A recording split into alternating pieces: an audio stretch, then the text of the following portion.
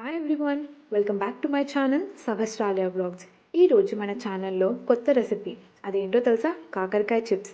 చాలా ఈజీగా అండ్ టేస్టీగా ఉంటాయి. ముందుగా కాకరకాయలని ఇలా రౌండ్గా కట్ చేసుకొని కడిగి ఆరబెట్టుకోవాలి. ఆ తర్వాత ఒక బాండీ తీసుకొని అందులో డీప్ ఫ్రైకి కావాల్సినంత ఆయిల్ వేసుకొని హీట్ ఎక్కిన తర్వాత మనం ఆరబెట్టుకున్న కాకరకాయ ముక్కల్ని ఇందులో వేసుకొని బాగా ఫ్రై చేసుకోవాలి. మధ్య మధ్యలో కలుపుతూ గోల్డెన్ బ్రౌన్ కలర్ వచ్చేంత వరకు ఫ్రై చేసుకోవాలి. యూజువల్గా కాకరకాయ చేదుగా ఉంటుందని ఎవరు తినడానికి ప్రిఫర్ చేయరు, కానీ ఇలా చేసుకొని తింటే చాలా టేస్టీగా ఉంటుంది అండ్ చేసుకోవడం కూడా చాలా ఈజీ. 5 మినిట్స్లో అయిపోతుంది. కాకరకాయ బ్లడ్ షుగర్ లెవెల్స్ని తగ్గిస్తుంది అండ్ బ్లడ్ని కూడా ప్యూరిఫై చేస్తుంది. మన ఇమ్యూన్ సిస్టమ్ని కూడా బూస్ట్ చేస్తుంది. ఇందులో anti inflammatory and anti microbial properties కూడా చాలా ఉన్నాయండి. Vitamin A, B, C and ఈకి ఒక మంచి సోర్స్. అలాగే పొటాషియం, జింక్ అండ్ ఐరన్ కూడా చాలా ఎక్కువగా ఉంటుంది. కాకరకాయ అనేది హై ఇన్ ఫైబర్ అండ్ లో ఇన్ క్యాలరీస్. సో వెయిట్ లాస్లో ఉన్న వాళ్ళకు కూడా ఇదొక మంచి సోర్స్ ఆఫ్ ఆల్టర్నేటివ్. ఇందులో వాటర్ కంటెంట్ కూడా చాలా ఎక్కువగా ఉంటుంది అండ్ మన డైజెషన్ని కూడా మంచిగా ఇంప్రూవ్ చేస్తుంది. ఇందులో ఫోలేట్ ఉండడం వల్ల మన బాడీలో న్యూ సెల్ గ్రోత్కి ప్రమోట్ చేస్తుంది and I, bone and heart హెల్త్కి కూడా చాలా మంచిది. సో ఇన్ని బెనిఫిట్స్ ఉన్న కాకరకాయని మనం తినకుండా ఎలా ఉంటాము? చూస్తున్నారు కదా, ఇలా గోల్డెన్ బ్రౌన్ కలర్ వచ్చిన తర్వాత తీసుకొని పక్కన పెట్టుకోవాలి.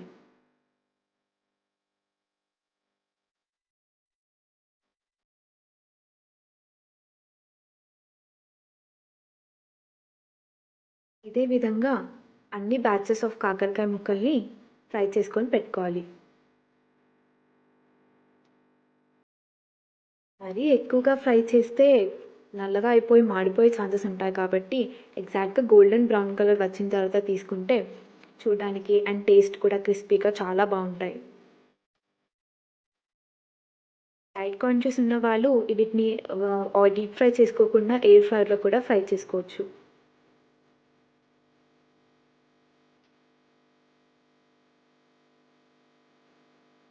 ఇప్పుడు ఇందులో ఒక స్పూన్ కారం,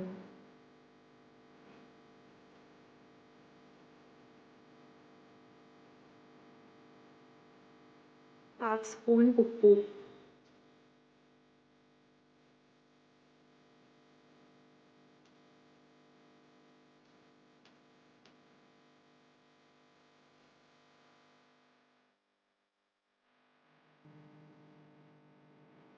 అలాగే ఒక స్పూన్ ధనియాల పొడి, ఇవన్నీ వేసుకొని ప్రాపర్గా మిక్స్ అయ్యేలాగా కలుపుకోవాలి.